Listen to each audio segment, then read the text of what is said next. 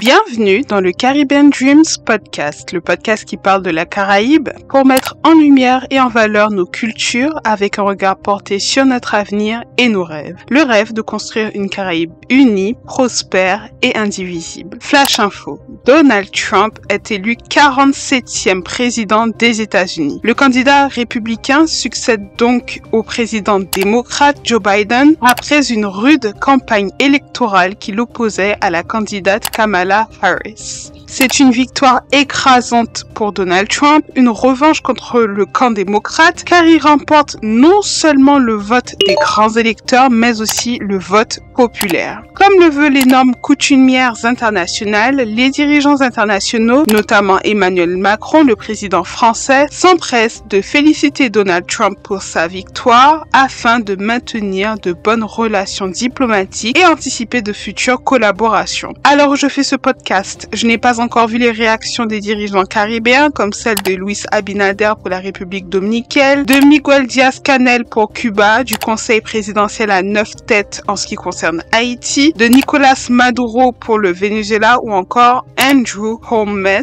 pour la Jamaïque. Mais je sais que ces réactions ou félicitations ne vont pas tarder pour les pays qui ont de bonnes relations avec les États-Unis et Donald Trump. En tant que nation caribéenne, je pense qu'il convient de se questionner sur le positionnement de la région suite à ce changement de gouvernance qui doit intervenir dans les prochaines semaines. Donald Trump arrive à la tête de la première puissance mondiale, un géant économique, militaire, culturel et diplomatique dans le continent américain, mais aussi dans la zone géographique qui nous intéresse, la Caraïbe. Quelles seront les conséquences de l'élection américaine pour les pays de la Caraïbe? Peut-on parler d'un retour à l'isolationnisme américain dont pourraient bénéficier les pays caribéens? Attention! La plupart des pays de la Caraïbe sont souverains et n'attendent pas les élections des États-Unis d'Amérique pour se poser des questions d'ordre de gouvernance ou pour choisir un modèle économique. Cependant, en raison de l'interventionnisme des États-Unis dans le monde, mais aussi dans le continent américain, on peut se demander quels changements on pourra observer sur cette zone géographique. Tout d'abord, il faut dire que Donald Trump a fait de l'immigration l'un des éléments moteurs de sa campagne. On sait donc que la politique d'immigration des États-Unis sera accrue avec un renforcement des contrôles aux frontières et une accélération des déportations. Il faut dire que beaucoup de migrants proviennent en effet de quelques pays de la Caraïbe comme Haïti, Cuba, la République dominicaine et j'en passe. Donald Trump promet de revenir sur le programme Biden, un programme d'immigration qui a permis aux migrants de Cuba, d'Haïti, du Nicaragua et du Venezuela de venir aux États-Unis grâce à un système de parrainage. Ensuite, tout laisse à penser qu'économiquement, Donald Trump perpétuera sa doctrine politique America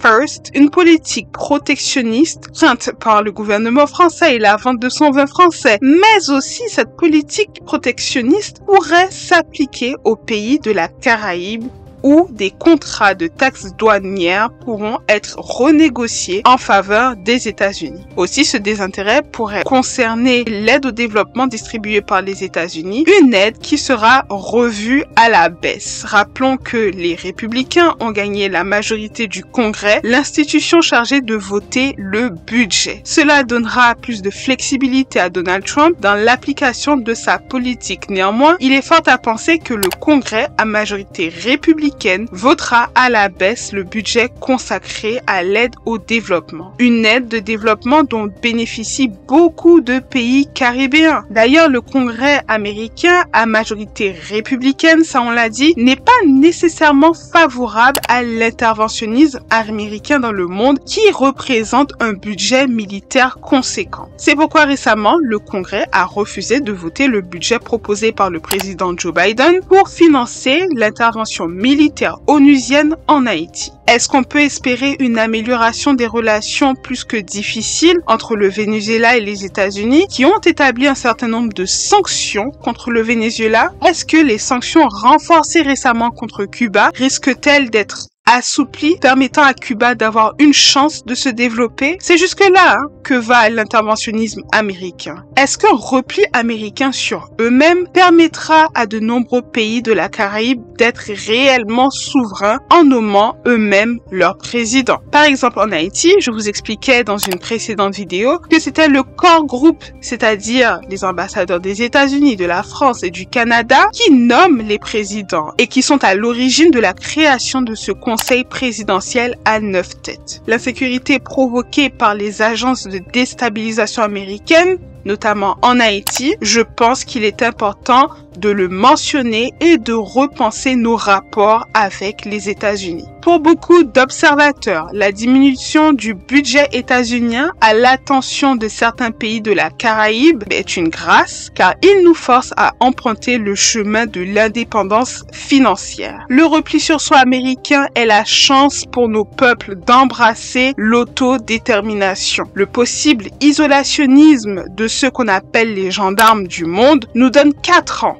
pour nous organiser politiquement et pour trouver de nouveaux partenaires économiques. Emmanuel l'a dit pour la France et pour l'Europe. Il faut créer une Europe plus forte, plus souveraine. Les pays de la Caraïbe doivent en faire de même et s'organiser, voir comment ce changement de gouvernance peut nous bénéficier. Si les Américains choisissent l'isolationnisme, à nous de trouver de nouveaux partenaires commerciaux. La nature déteste le vide. Si les États-Unis d'Amérique réorientent leurs priorités, il faudra combler ce vide, car les États de la Caraïbe sont souverains, autonomes et privilégient leurs propres intérêts. Ce 6e épisode du podcast est maintenant terminé. C'était un flash info, j'ai vraiment réagi à chaud et peut-être que dans de prochains épisodes, je pourrais étayer ma pensée, mais j'espère que ce 6e épisode du podcast aura pu vous donner des éléments de compréhension de l'élection américaine dans un contexte caribéen, parce qu'il est important pour nous de chercher à savoir quels sont nos propres intérêts et comment on peut améliorer